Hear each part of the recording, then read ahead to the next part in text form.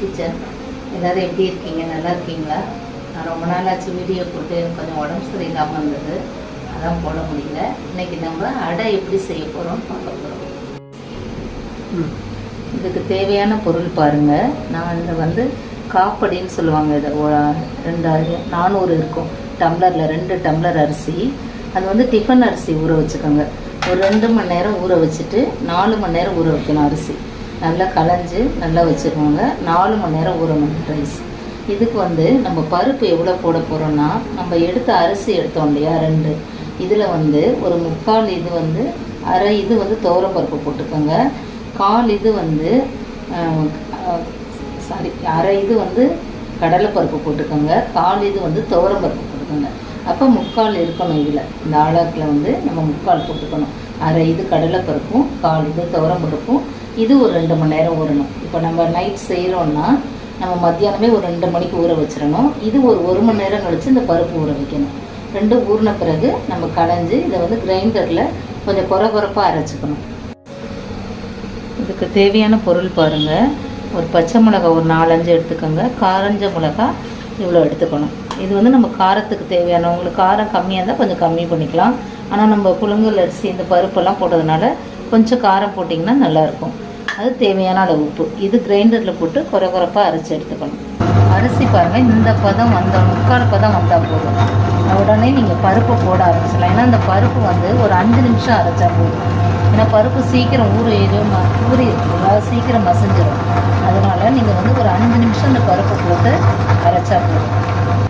இப்போ நம்ம அடைக்கு கொஞ்சம் தாளிச்சுக்கலாம்.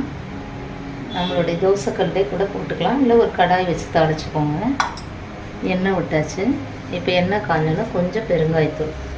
ஏன்னா அந்த பருப்பெல்லாம் போட்டிருக்கோம் இல்லையா, அதனால் கொஞ்சம் பெருங்காயத்தூள் போட்டால் நல்லா ஜீரணம் ஆகும் நமக்கு. அதுக்கப்புறம் இதில் உளுத்தம்பருப்பு, கடுகு,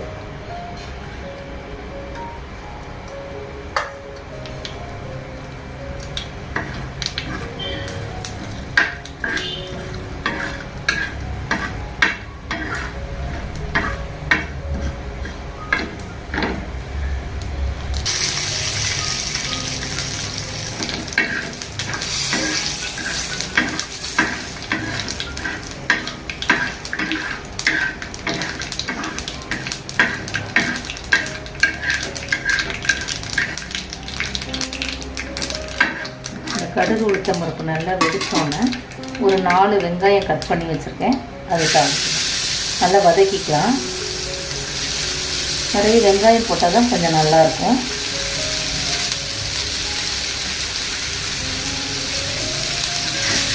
சின்னதாக இருந்தால் ஒரு 5 வெங்காயம் போட்டுக்கோங்க. பெருசாக இருந்தால் ஒரு 4 பெரிய வெங்காயம்.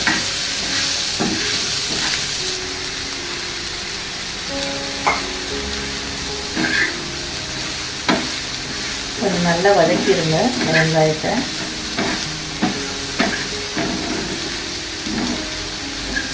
நீங்கள் கொத்தமல்லி புதினா இருந்தால் கூட கொஞ்சம் போட்டுக்கலாம். கொஞ்சமாக போட்டுக்கோங்க.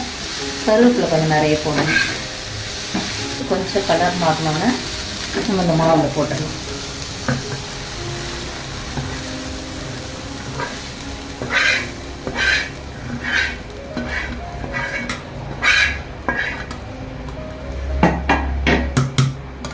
நல்லா கொஞ்சம் பெரிய மூடி தேங்காய், ஒரு மூடி தேங்காய் எடுத்து நல்லா வதக்கிக்கோங்க. கொஞ்சம்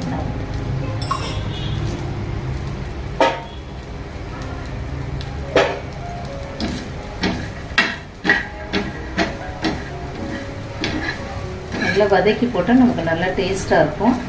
நாளைக்கு நம்ம ஃப்ரிட்ஜில் வச்சு ஊற்றலாம். அப்போ நான் மறுநாள் சாப்பிடும்போது இந்த அடை இன்னும் ரொம்ப நல்லாயிருக்கும். இன்னைக்கு எப்படி இருக்கிறத விட நாளைக்கு இன்னும் ரொம்ப நல்லாயிருக்கும்.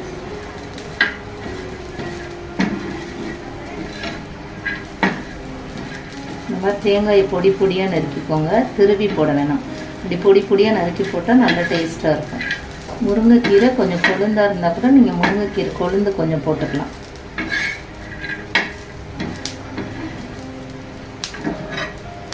நம்ம மாவில் போட்டுக்கலாம்.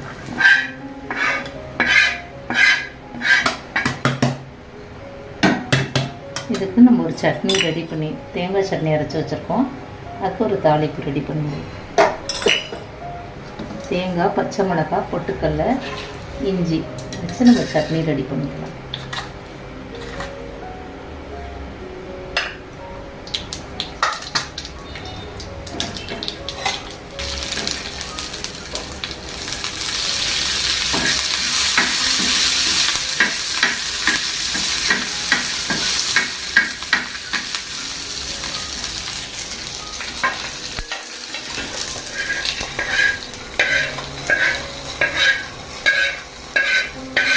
சில பேர் கெட்டியாக ஊற்றுவாங்க. எங்கள் வீட்டில் வந்து கொஞ்சம் தண்ணியாக தோசை மாதிரி இருந்தால் தான் எல்லாருக்கும் பிடிக்கும். ஆனால் அடை எப்பவும் கெட்டியாக இருந்தால் இன்னும் நல்லாயிருக்கும். நீங்கள் உங்களுக்கு எப்படி வசதியோ அந்த மாதிரி செஞ்சுக்கலாம். நான் இந்த மாதிரி ரெடி பண்ணியிருக்கேன்.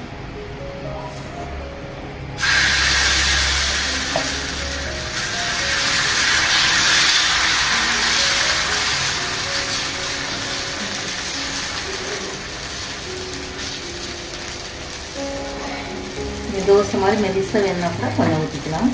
இது கொஞ்சம் எண்ணெய் மட்டும் நிறைய ஆகும். ஏன்னா இந்த அடையில் வந்து எண்ணெய் நிறைய ஊற்றினா தான் நல்லா டேஸ்ட் ஆகும். அதனால் நம்ம மாதத்துக்கு ஒரு தடவை நம்ம செஞ்சுக்கலாம். எண்ணெய் அதிகமாகுது சேர்க்கக்கூடாதுன்னா மாதத்துக்கு ஒரு தடவை நம்ம செஞ்சுக்கலாம். சுவையான அடை எப்படி வந்துட்டு பாருங்கள். இந்த மாதிரி நல்லா கிறிஸ்பியாக முறுமுறுன்னு இருக்குங்க. அதோட தேங்காய் சட்னி வச்சு நம்ம சாப்பிடலாம். நீங்களும் உங்கள் வீட்டில் செஞ்சு பாருங்கள். எப்படி வந்ததுன்னு கமெண்ட்ஸில் சொல்லுங்கள். போறப்புத்தான் நல்லா ருசிச்சு சாப்பிட கிடைச்சது.